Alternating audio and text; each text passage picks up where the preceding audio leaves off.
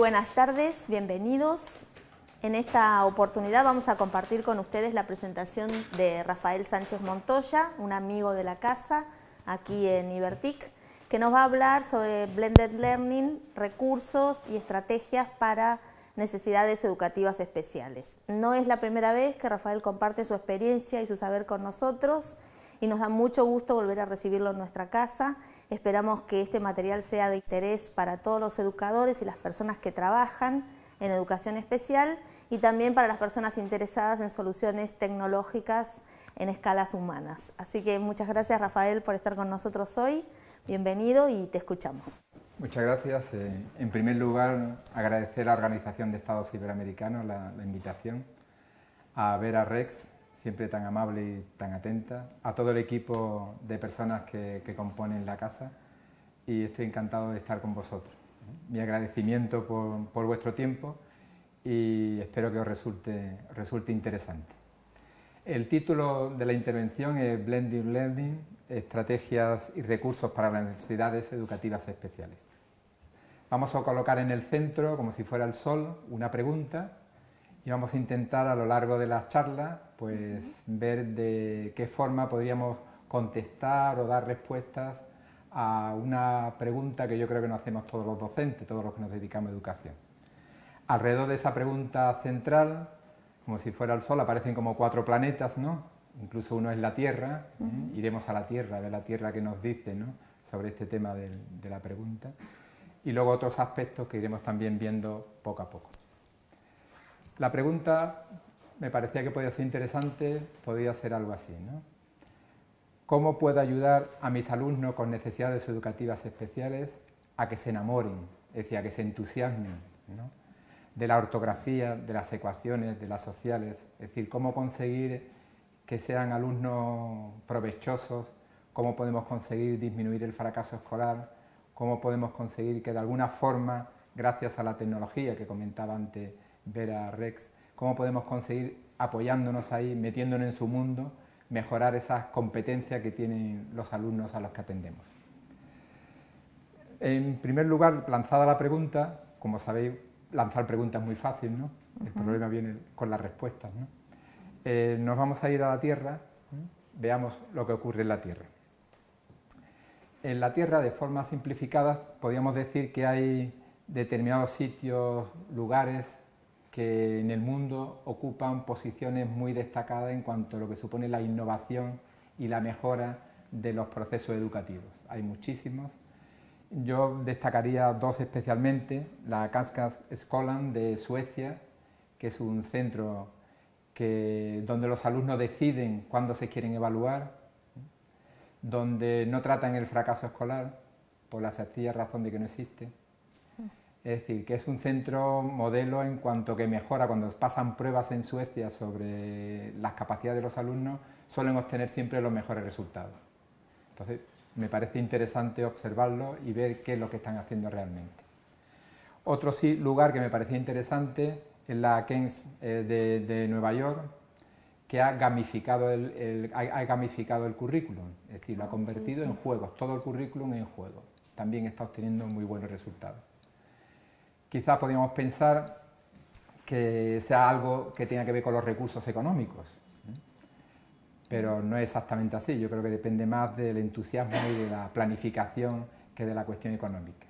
Así tenemos ese centro que aparece ahí en el mapa con una cabeza de elefante, que son las Omega School, que está distribuida por varios centros de África y sobre todo por Ghana, donde tienen como 20.000 alumnos aproximadamente y donde han monitorizado el tema de tal manera que los chicos pagan, creo que son como 75 centavos de dólar al día, y tienen derecho al uniforme, a una comida diaria y a material digital que son interactivos. ¿Cómo es el nombre de las escuelas? La última, Omega, si queréis meterlo en internet, Omega. Y bueno, si nos planteamos estas escuelas exitosas, ¿no?, y hay muchas más, ¿no?, ¿qué tienen en común? Pues que todas practican el Blended Learning. Entonces podríamos pensar, bueno, si todas hacen el Blended Learning, vamos a ir todos al blended learning y así conseguimos mejorar nuestra potencialidad de los alumnos. Sería ingenuo pensarlo así, es decir, el blended learning es simplemente una estrategia que veréis que voy a mostrar a continuación, y una estrategia que da buenos resultados, pero por supuesto que tiene que ir acompañado de muchísimas cosas más. No podemos pensar que hay etiquetas y soluciones mágicas. Sabemos que en educación es prácticamente imposible. Hay propuestas, se estudian, se ve la valoración y cada realidad nos determina lo que sea. Pero me parece interesante el que todas ellas practican la enseñanza combinada o la blended learning. ¿Pero qué es la blended learning? Aunque yo creo que todos conocemos el concepto, es la enseñanza combinada, en el sentido de que una parte de la enseñanza se traslada fuera de la escuela y otra parte se hace dentro de la escuela. En una fase, algo de forma presencial y otra parte se hace de forma digital. La forma digital puede ser por internet o puede ser simplemente teniendo el material en un pendrive o en cualquier tipo de dispositivo. Yo he puesto ahí nuestro dios Jano de la mitología romana porque me parecía interesante esas dos caras de lo mismo. Entonces los romanos lo utilizaban para las puertas, para los buenos augurios, cuando querían hacer alguna cosa que tuviera importancia, y de alguna manera yo creo que refleja esta filosofía. Es decir, la enseñanza hoy día sabemos que no se limita a un espacio físico, sino que la enseñanza estamos continuamente aprendiendo. De hecho, los chicos, y luego voy a dar unas estadísticas, el porcentaje de horas que dedican al móvil o al celular es muchísimo más alto que el que dedica a la educación. Entonces, los maestros, las maestras, está claro que tenemos que cambiar o intentar acercarnos a ese mundo, que no es el nuestro, donde nos formamos, pero que si lo estamos perdiendo no podemos seguir en esa situación, ¿no? ¿Qué ventajas?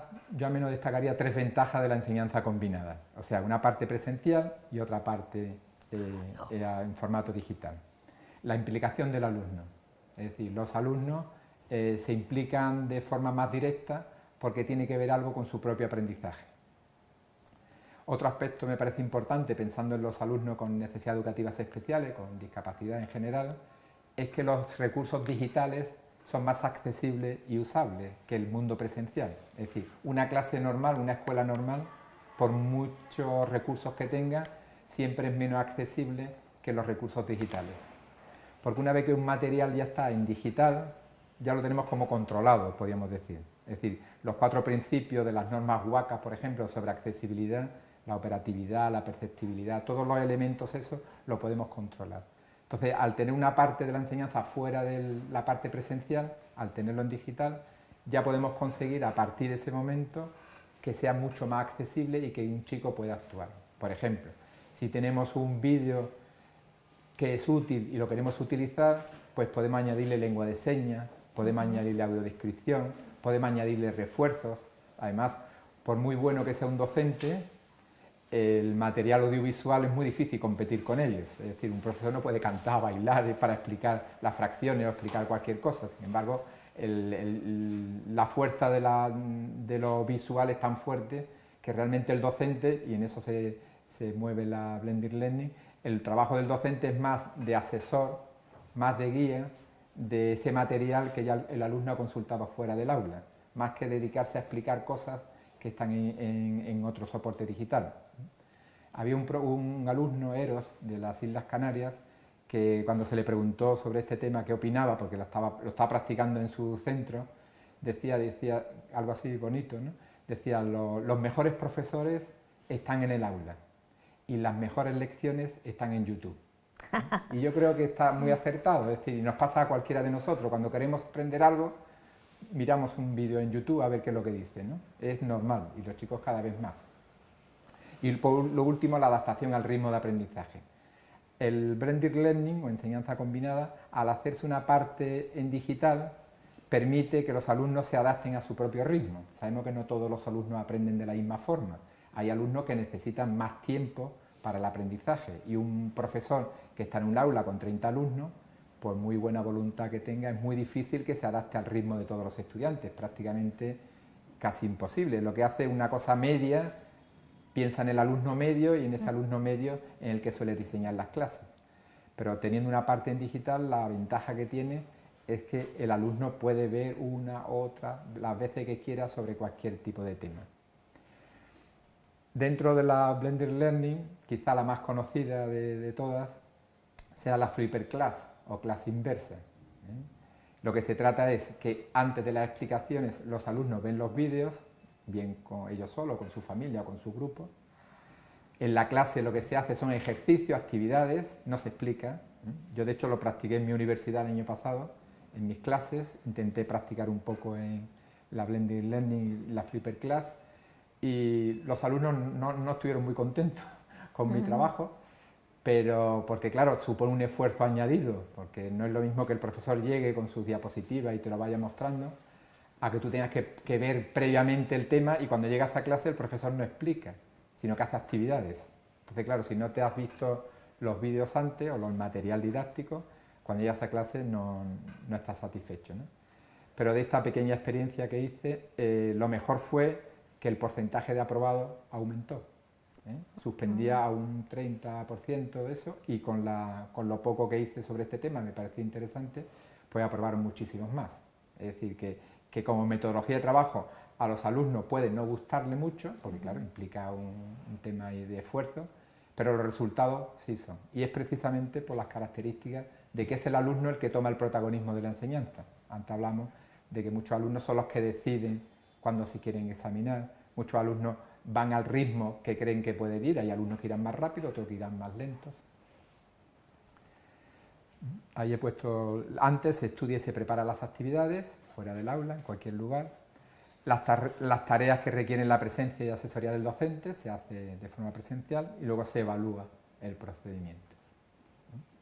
Este tema que se está utilizando para las clases, entre comillas, estándar, para las personas con necesidades especiales, con dificultad de aprendizaje, con discapacidad, es maravilloso. Es maravilloso en el sentido de que va a favor de la inclusión, va a favor del ritmo, va a favor de la diversidad, va a favor realmente de que la escuela sea un espacio más inclusivo, sin que eso implique a nivel de autoridades educativas mayor desembolso. Es decir, no se trata de contratar más profesores, tal. Se puede hacer y eso siempre viene bien, ¿no? De subir los sueldos a los docentes me parece estupendo. Pero quiero decir que es simplemente cambiar un poco en la forma de trabajar y decir, bueno, pues esta parte que es la explicativa, yo te la hago este material.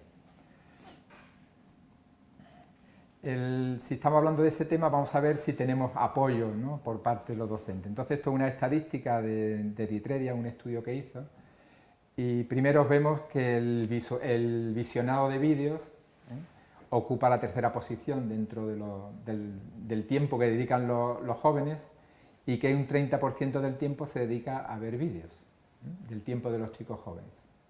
Claro, podemos pensar, bien, el 30% se dedica a ver vídeos, ¿por qué no podemos pensar que un chico una chica que está esperando a su padre o a su madre que venga a recogerlo de clase de ballet o de inglés y está viendo los vídeos de su cantante favorito?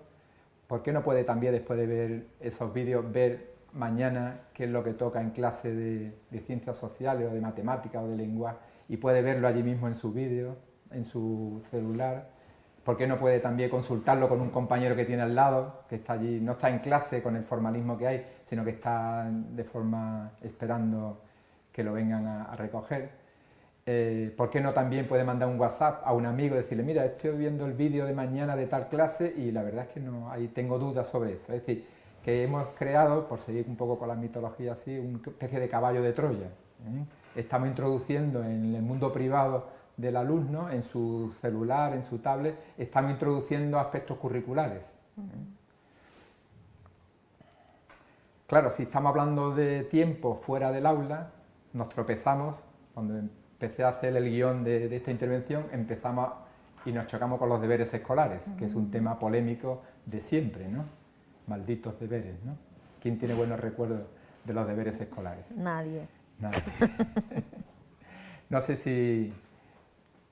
me gustaría mostraros este vídeo impactante, al menos a mí me lo resulta. Se tomaron una serie de personas adultas y enfrente otra persona y se le hacían preguntas y obtenían respuestas y se trataba de ver que ellos adivinaran qué profesión tenía esa persona. Es un trocito del vídeo, ¿no? No es el vídeo completo para no hacerlo muy largo. Le pregunta que cuántas horas trabaja, ¿no? Uf. Vamos, que vas hasta agobiado, ¿no?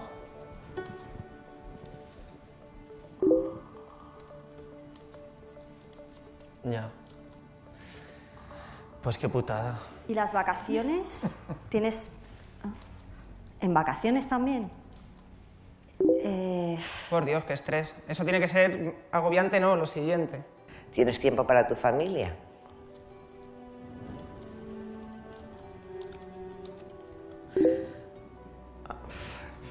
En la empresa tú no puedes decir que tú tienes derecho a tu jornada de descanso después de tu jornada de trabajo.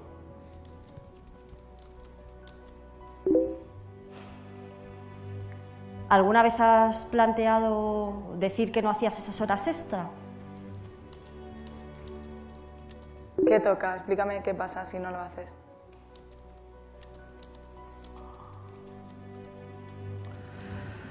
Uf. Por mucho que te guste tu profesión, no compensa. Yo creo que merece la pena buscar otra cosa. Quieres cambiar las cosas, pero no rompes con tus jefes. Tú no puedes. Me imagino por qué. Recopilando. Trabajas mucho, trabajas fines de semana, trabajas en vacaciones, la familia te tiene que ayudar. Es una situación muy difícil la tuya. Es un empresario que es... Eres un cargo intermedio de una empresa. Yo me imagino que trabajará en algún tipo de oficina. Sabe que la situación es así, No sabe decir que no por indecisión a perder el puesto de trabajo. o bien no puede cambiarlo, o bien es incapaz, o no tiene las herramientas para hacerlo. Pues como no seas médico o científico...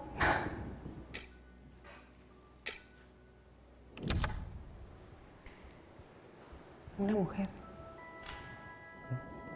Es una chica.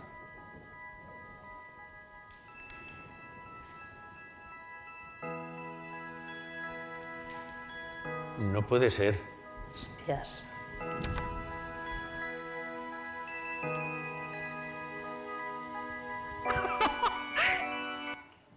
Sabemos, digamos, que los deberes tienen aspectos positivos, ¿no?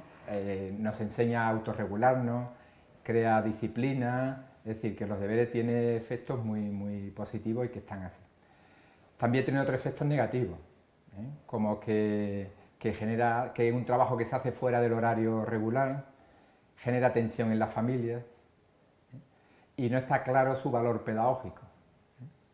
Yo he traído aquí un informe de la OCDE sobre el tema de los deberes escolares y entonces hace una comparativa, me parece interesante, entre el tiempo que dedican a hacer los deberes las personas que viven en contextos socioeconómicamente favorables y los que no.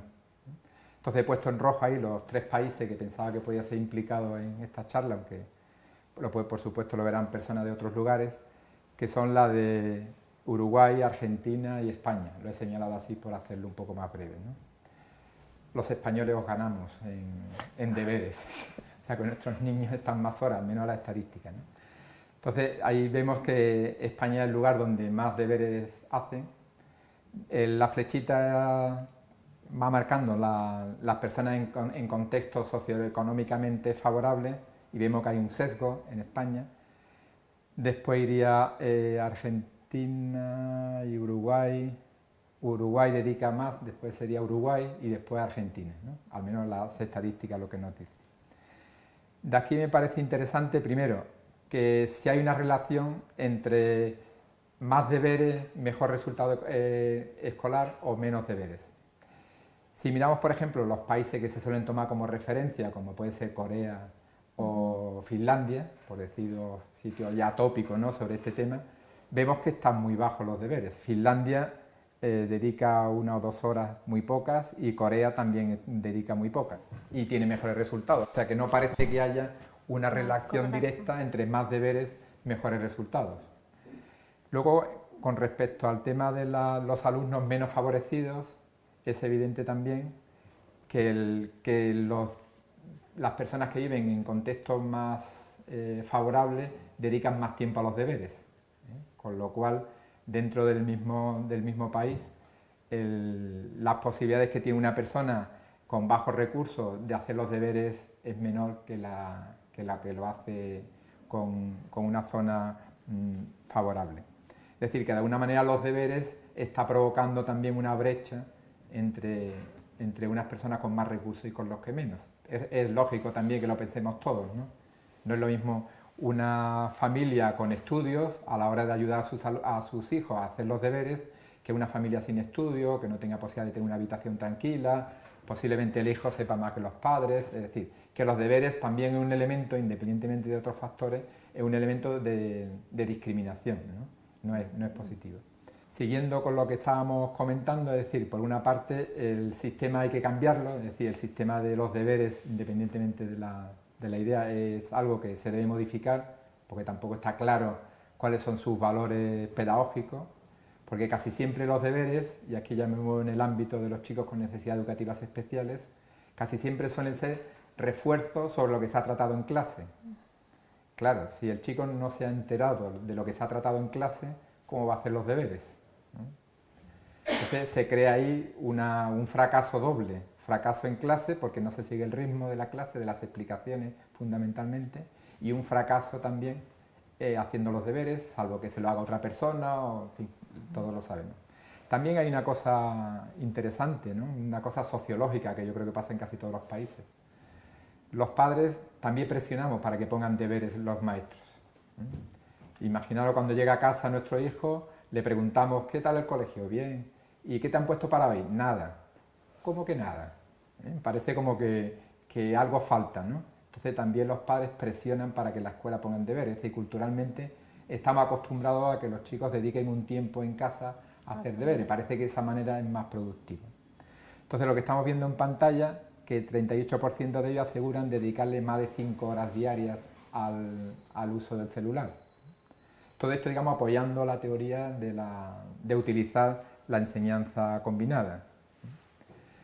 Voy a continuación a irnos otra vez a nuestro amigo el dios Jano, ¿no? Romano, para mostraros algunos ejemplos de cómo se podría utilizar y cómo se utiliza este tema.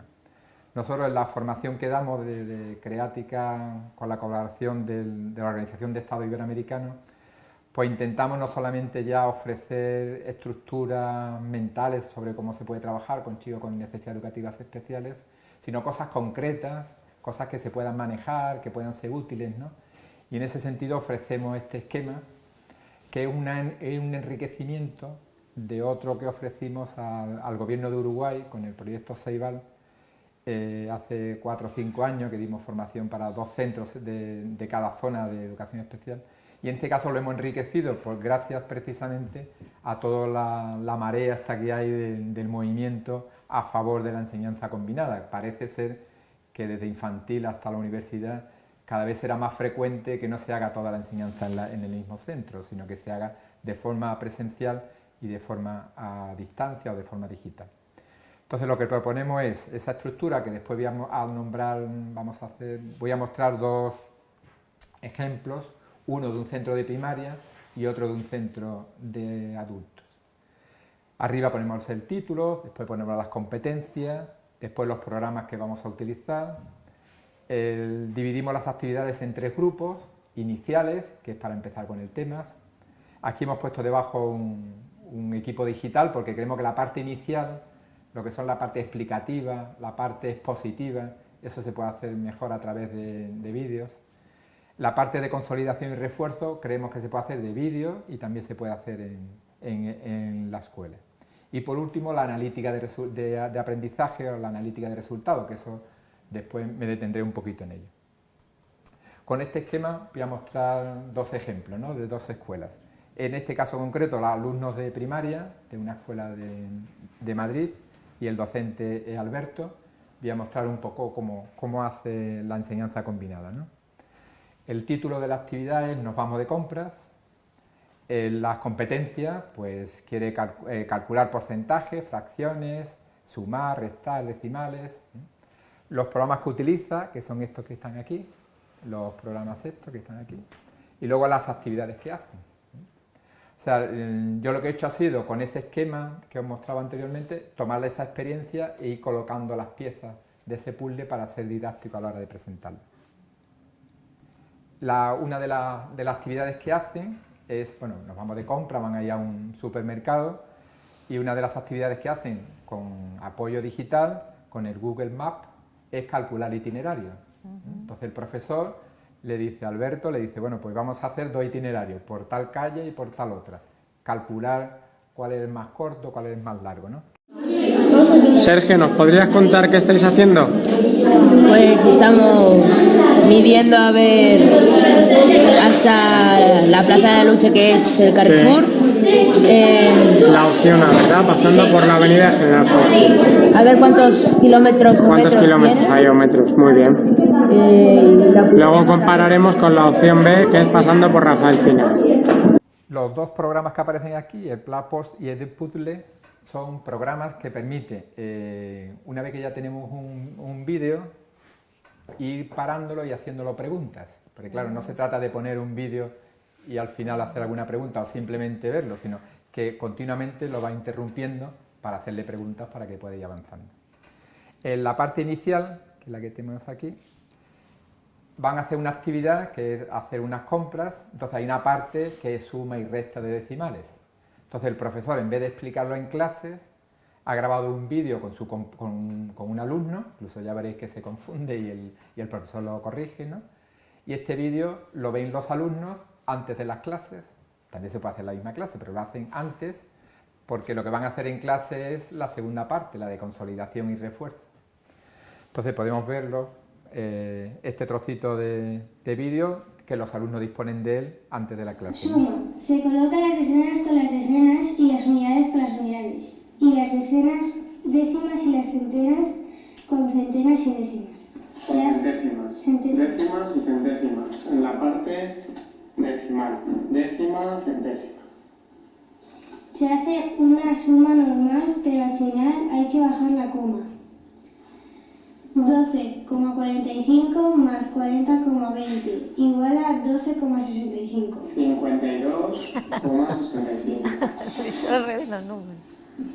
40,20 menos 12,45 es igual a 27,75.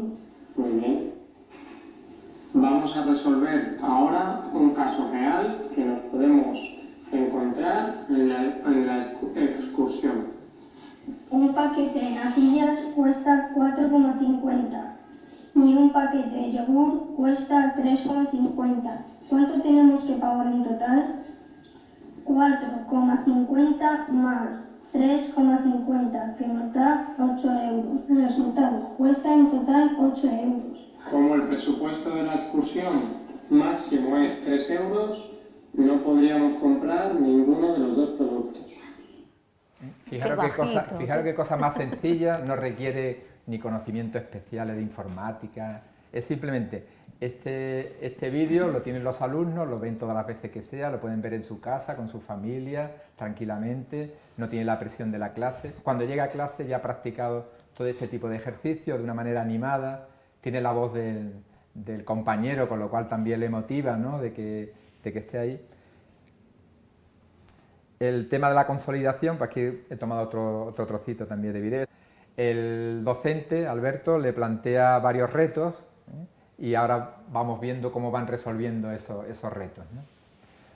¿Qué estáis haciendo? Ahora estamos haciendo lo primero. Hemos ido a la compra de Carrefour, Sí. hemos tenido que ir a productos frescos Sí. y hemos tenido que coger 5 productos Sí.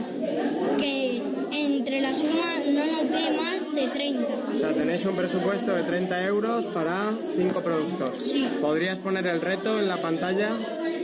Esta es la entrada que estáis haciendo para el blog y en la otra pestaña, ahí tenemos el reto. Elige 5 productos. Muy bien, gracias, Víctor.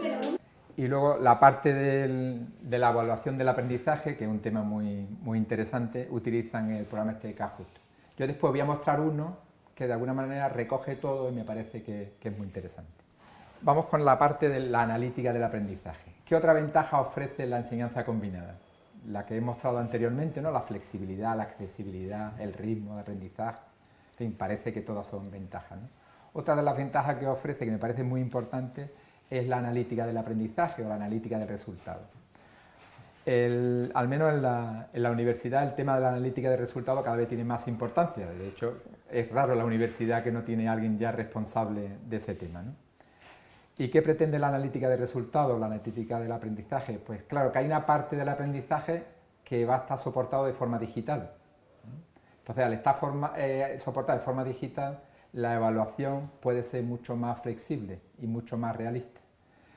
Y en ese sentido, la analítica de aprendizaje lo que pretende de alguna forma es conocer, en el caso de la enseñanza, qué alumnos necesitan más atención. Porque tú, como le has puesto una serie de pruebas, de ejercicios, puedes ir viendo quién son los que tienen más dificultades. Luego lo veremos. De hecho, esto recoge un poco la tendencia esa que hay, que supongo que todos estamos acostumbrados cuando nos metemos en Internet, y las famosas cookies, ¿no? Las cookies que dicen que son para que naveguemos mejor, pero en realidad, como sabemos, hay un fondo ahí de que lo que dicen es para dirigir el marketing, ¿no?, a nosotros. Entonces, en ese sentido, he puesto ahí esa foto de esa chica embarazada, que os estaréis preguntando a qué viene esto de la chica embarazada, ¿no? Y porque esto recoge un poco la filosofía de las empresas, ¿no? El Big Data que utilizan las empresas para dirigirnos la publicidad, y sabemos que la publicidad ha pasado del soporte papel al soporte digital, ¿no? Entonces, ahí hay que controlar muy bien lo que está pasando, y las empresas tienen muchísimo interés en dirigir la publicidad. Entonces me parece interesante, y por eso lo he traído. El New York Times publicó una investigación de Richard Hogan sobre este tema, sobre el tema de la analítica de resultados, ¿no? Entonces contó una anécdota que a mí me pareció interesante, de un padre que fue a una empresa, Target, una empresa de Estados Unidos, a quejarse porque resulta que a su hija le estaban mandando cupones de descuento para cunitas de bebé, alimentos de bebé, en fin, relacionados con la maternidad. Y el padre le dijo que qué pasaba, si es que la empresa estaba interesada en que su hija se quedara embarazada, ¿no? Le pidieron disculpas, dijeron que no se preocupara, que iban a solucionar el tema. El padre se fue, y después de pasado un tiempo, la empresa llamó al padre a ver si se había solucionado el tema, y su hija pues ya no recibía ese tipo de publicidad. Y fue el padre el que le pidió disculpas, porque su hija estaba embarazada, ¿no? Su hija estaba en un liceo, en un instituto, tenía 17 años, y la empresa Target sabía más sobre su hija que el mismo padre, ¿no? Entonces da idea de que cuando la información la tenemos en digital, el control o el seguimiento que se puede hacer es muchísimo más alto que cuando es de forma física, ¿no? La otra experiencia que os quería mostrar sobre la enseñanza combinada es este centro público de formación de adultos, que son mayores de 16 años, que no están titulados, ¿eh? Muchos de ellos pues vienen del llamado fracaso escolar, en el sentido de que son personas que han abandonado el sistema porque no han tenido la satisfacción que esperaban o los resultados que esperaban, y han vuelto a la enseñanza. Y es un trabajo que hacen dos profesores, Padrós y Naval, y de aquí únicamente voy a recoger la parte de las encuestas finales. Son 74 alumnos, y en el primer trimestre le hizo una encuesta, que es la que vamos a ver ahora. Practicó la enseñanza combinada para ver qué opinaban ellos. Entonces, cuando es 5, es que están totalmente de acuerdo, y 1 que no están nada de acuerdo. Entonces, por ejemplo, sobre la pregunta, ¿el aprendizaje combinado me ha permitido aprender a mi ritmo?, los alumnos contestan mayoritariamente un 5, en el sentido que les parece adecuado. Otra pregunta que le hizo los profesores es: con esta forma de trabajar, a veces me siento perdido y no sé muy bien qué tengo que hacer. Pues si miramos la estadística, vemos que el 1, que es totalmente en desacuerdo, dicen que no, que no se sienten tan perdidos. Incluso los profesores que hicieron la encuesta le dijeron que si le contestaban no de forma satisfactoria al resultado, que volvían al sistema tradicional, que no hacían la enseñanza combinada, ¿no?, de hacer una parte en microvídeos y otra parte en presencial. Otra pregunta era: ¿esta forma de trabajar me ha permitido interactuar más con el profesor? A mí eso me parece importante. Vemos que la mayoría piensan que ha tenido más interacción con el profesor. Yo creo que es un aspecto importante, ¿no?, que los alumnos puedan interactuar más. Es fácil pensarlo. Si un profesor se pone de espalda en el pizarrón a explicar algo, pues las interacciones que se producen en el aula no son muchas, independientemente que luego haga otras actividades, pero para hacer otras actividades hay que explicar algo. Quiero decir, si vamos a hablar de cualquier tema, necesitamos una introducción, necesitamos algo, y el profesor obligatoriamente tiene que explicar. Entonces, con este sistema pedagógico, lo único que se trata es, de alguna forma, el que sea más sencillo la adquisición de esos conocimientos expositivos, ¿no? Esta quizá es una de las que más me guste, los resultados, ¿no? Dice, esta forma de trabajar me ha permitido interactuar más con los compañeros, ¿eh? Es decir, que es un sistema donde vemos que la mayoría dice que sí, entre el 5 y el 4, cuando a veces se asocia a la utilización de la tecnología con el aislamiento, ¿no? Es una de las críticas que se hace y de hecho sabemos que muchas veces ocurre, pero precisamente con este sistema se favorece la interacción. ¿Por qué? Porque a clase no se va a escuchar, se va a practicar, se va a hacer actividades. Entonces, por lo que estamos viendo en estos resultados, claro, es de un grupo determinado en un aspecto concreto, no es que sea una encuesta sobre 74 alumnos nada más, no es que sea un resultado, un número grande, pero bueno, creo que nos puede indicar que al menos este grupo sí son significativos, ¿no? También la última pregunta es, ¿hubiera preferido un sistema más tradicional en el que el profesor realiza las explicaciones en clase y los ejercicios se hacen en casa? Pues vemos que el 1, o sea, que están totalmente en desacuerdo, también es mayoritario.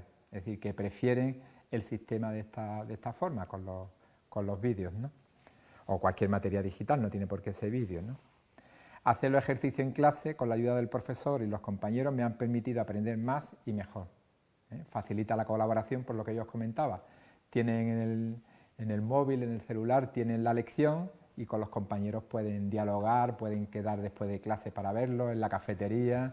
Normalmente los vídeos deben ser cortitos, 4 o 5 minutos, con varios vídeos, pues se puede consultar, porque además, lo que os comentaba anteriormente, estamos en su entorno, estamos en el entorno digital, en su celular, en su WhatsApp, en su Facebook, es decir, que estamos dentro del ambiente al margen de lo que sería la estructura escolar, ¿no? Además, sabemos que muchas escuelas no dejan que se utilicen los celulares o las tablets, en la mayoría, por no decir. Entonces, claro, estamos separando el mundo digital del mundo físico, ¿no? Entonces, pienso que eso, por lo que comentaba al principio de las experiencias exitosas, da la impresión que quizá no sea la línea más adecuada, ¿no? El separar los dos campos. Bueno, y la conclusión final también empieza con una pregunta, ¿no? Esta os la hago a vosotros, ¿no? ¿Cuál de las dos mesas es mayor? ¡Tachán! Bueno, las dos mesas son iguales, ¿no? Pero pasa un poco con la realidad y con la enseñanza combinada, si es mejor la presencial que la online, tal, ¿no? Lo planteaba un poco como final, como un pequeño juego así para provocar una sonrisa, ¿no? En el sentido de que, aunque sabemos que son iguales, el cerebro nos engaña, ¿eh? Sabemos que son iguales, porque ahora las voy a superponer, pero el cerebro nos está diciendo que son diferentes, que no te lo creas, que son diferentes, ¿no? ¿Por qué? Porque el cerebro, igual que nos engaña con esta perspectiva, la perspectiva nos está dando dos visiones de lo mismo, y por educación, formación y el mismo funcionamiento cerebral nos están diciendo que son diferentes. Entonces, de alguna forma, la enseñanza combinada es juntar dos cosas positivas, lo bueno que tiene el aspecto digital en cuanto al aprendizaje y lo bueno que tenemos los docentes cuando estamos en el aula directamente con los alumnos, con el grupo, en fin, con toda la algarabía que se organiza, las tensiones que se organizan los cursos. Pues si de cada una de las dos cosmologías tomáramos lo más positivo de la enseñanza, los buenos profesionales, el entusiasmo que le ponen a los alumnos, a la materia que imparten, ¿no? Y del aspecto digital, pues tomamos lo que tiene de multisensorial, lo que facilita a los alumnos con dificultad de aprendizaje, que pueden repetir las tareas, que puede ser más accesible la clase, ¿no? Porque si un chico sordo y está en clase, no tiene el traductor de lengua de señas, ya tiene dificultades, si tiene dificultades visuales y donde se hace la exposición de la materia tiene serios hándicaps, estamos creando barreras que de alguna forma con este tipo de estrategias, ¿no?, se podrían solucionar. No es un modelo pedagógico, ni muchísimo menos, es simplemente cambiar un poco las cosas de una manera no muy complicada, porque no me parece que sea muy complicado, y ya está. Y me faltó, ahora me he dado cuenta que me faltó enseñaros un programa que me he pasado antes, os lo enseño. El Blending, esto es una herramienta gratuita. Se registra el Blending Space, se registra uno, esto para crear unidades didácticas, ¿no? De forma sencilla y gratuitas. Entonces nos registramos y en la parte esta de la derecha aparece para añadir, ahí ponemos el título, vamos a suponer que es sobre el sistema solar, y en la parte de la derecha, recursos. Por ejemplo, si queremos subir vídeos de YouTube, si queremos subir imágenes, si queremos subir links, fácilmente en la parte derecha vamos tomando cada uno de los recursos. Vamos a suponer sobre el sistema solar, ¿no? Que es nuestro tema. Queremos poner una imagen, pues elegimos en la parte de la derecha Google, ponemos sistema solar y nos salen muchísimas imágenes que ya están en Google sin salirnos de este programa. La elegimos, la arrastramos y la soltamos. Después queremos poner un vídeo, pues buscamos, vemos uno, por ejemplo, que parece que nos gusta, le damos a preview para verlo, a ver si nos gusta realmente. Todavía.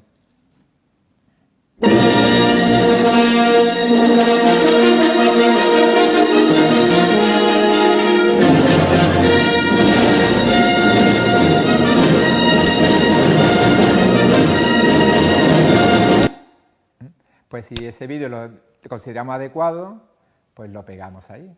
Ya hemos puesto una imagen y un vídeo.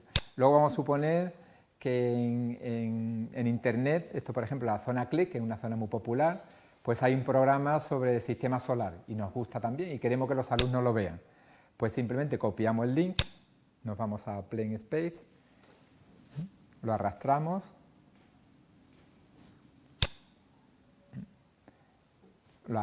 y lo ponemos ahí. Y luego tiene también este programa, bueno, si queremos en colores, aparece la figura del recurso, ¿no? Fijaros simplemente, y luego tiene la parte esta final que es añadirle preguntas. Añadirle preguntas y comentarios. Ahí le ponemos, por ejemplo, una pregunta, le damos varias cuestiones. Después esto nos da un código, un número, ese código se lo facilitamos al alumno y el alumno vería esa unidad didáctica.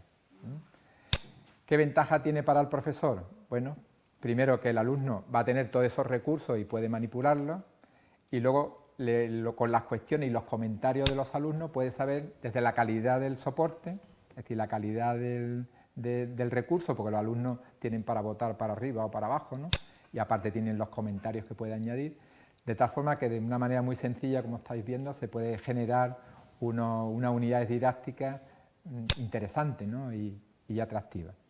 El profesor después, con las respuestas que ha obtenido de los alumnos, se divide por colores, de tal manera que sabe qué alumno ha respondido más, qué alumno ha respondido menos, qué preguntas son las que tienen más dificultades, con lo cual puede detectar a los alumnos que tienen necesidades especiales o necesidades de apoyo, puede personalizar mejor su aprendizaje. Ahí donde dice a compartir, dice con qué clase quiere compartir ese recurso, después si quiere pasarlo a cualquier tipo de red social, si quiere compartirlo con todos, si el recurso, hay muchísimos recursos. Esto me parece un recurso gratuito, bueno, yo creo que ya está, gratuito y muy potente. Habéis visto que en un momento se hace una unidad, simplemente se va se va poniendo y ya está. De tal forma que cuando llegue el alumno a clase, pues simplemente nos dedicamos a hacer actividades, ejercicios. Bueno, pues con esto es con las dos caras esta de Jano, ¿no? De la enseñanza combinada, de las mesas, de cómo podemos combinar lo mejor de una cosmología con otra. Pues por mi parte, agradeceros vuestra atención y cualquier pregunta, cualquier tema que queráis plantearme.